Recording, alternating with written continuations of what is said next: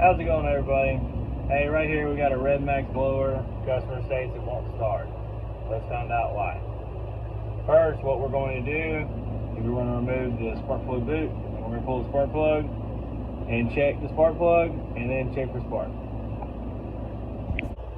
Alright, so now with the spark plug removed, we're going to install our spark plug tester like we have right here, and we are going to pull and check the spark. Alright, we confirmed that we do have spark. Next, we're going to check compression. Now, with our compression gauge installed, we are going to open the throttle wide open, and we're going to give it a couple pulls.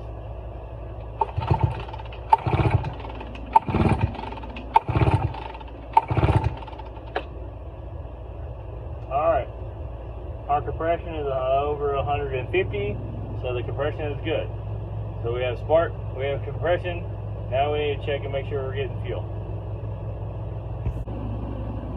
Alright, so let's recap. We've checked for spark, we know we have spark.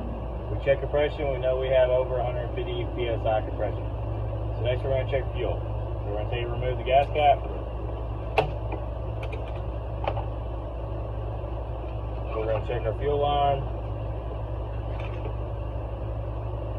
Our fuel filter is dirty, so what we're going to do is we're going to replace this, and then we're going to give it a couple pulls to see what happens.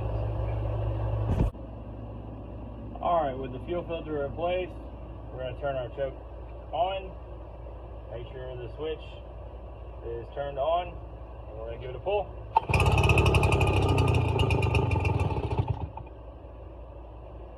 We're going to turn the choke off, we're going to try it again.